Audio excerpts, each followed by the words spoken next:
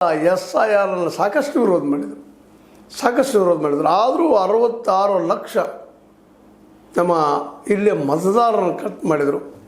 Just ಸ್ವಲ್ಪ ಒಂದು spelling ಅಂತಿದ್ರು AI ಮೂಲಕ ಕಟಪ್ ಮಾಡುವಂಥದ್ದು.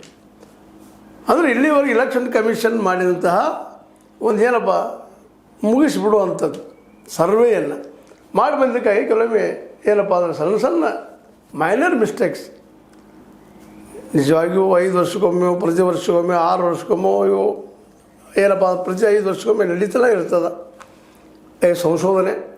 ಯಾವ ಹಳೆಯವರು, ಸತ್ತವರು ಯಾರು, ಉಳಿದವರು ಯಾರು, ಎಷ್ಟು ಜನ ಉಳಿದ್ರು, ಎಂತು ಏನು ಆ ಮಾಡುವಲ್ಲಿ ಆದಂಥ ಒಂದು ಕೆಲವೊಂದು ಮಿಸ್ಟೇಕ್ಸಿಂದಾಗೆ ಇವತ್ತು ಪಶ್ಚಿಮ ಬಂಗಾಳದಲ್ಲಿ ಅದರಲ್ಲೂ ಮುಸ್ಲಿಂ ವೋಟರ್ಸ್ ಭಾಳಷ್ಟು ಕಟ್ಟಾಗಿದ್ದಾರಂತೆ. ಈವನ್ ಕೋರ್ಟ್ಗೆ ಹೋದರೂ ಚಾಲೆಂಜ್ ಮಾಡಿದ್ರು ಆಗ್ತಾಯಿಲ್ಲ, ಅವರು ಓಡಾಡ್ತಾ ಇದ್ದಾರೆ ಅನ್ನೋಂಥ ಮಾತುಗಳು. ಹೀಗಾಗಿ SIR ಈ ಸಲ ವೆಸ್ಟ್ ಬೆಂಗಾಲದ ಮಮತಾ ಬೆನರ್ಜಿ ಅವರನ್ನು ಸೋಲಿಸ್ತದನ ಅಂತ.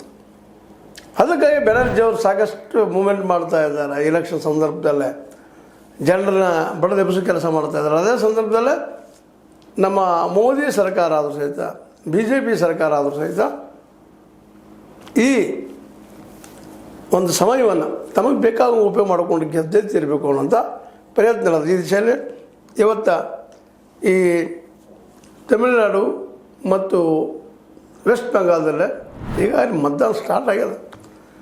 ತಮಿಳುನಾಡಿನಲ್ಲೇ ಏನಪ್ಪ ಅಂದ್ರೆ 234 ಕ್ಷೇತ್ರಗಳಿದ್ದಾವೆ. ಅದು ಒಮ್ಮೆಲೆ ಒಂದೇ ಸಮಯದಲ್ಲಿ ಮುಗಿದು ಹೋಗುವಂಥ ಒಂದರ ವ್ಯವಸ್ಥೆ ಅದ. ವಿಶೇಷವಾಗಿ ತಮಿಳುನಾಡಿಂದಾಗಿರ್ಬೋದು, ಕರ್ನಾಟಕದಾಗಿರ್ಬೋದು, ದಕ್ಷಿಣ ಭಾರತದ್ದು ಹೆಚ್ಚು ಕಡಿಮೆ ಒಂದೇ ಸಲದಲ್ಲಿ ಮುಗಿದು ಹೋಗುವಂಥವು. ಯಾಕಂದರೆ ಇಲ್ಲಿ ವಿಚಾರವಂತರು, ತಿಳುವಳಿಕೆಯವರು, ಬೌದ್ಧಿಕ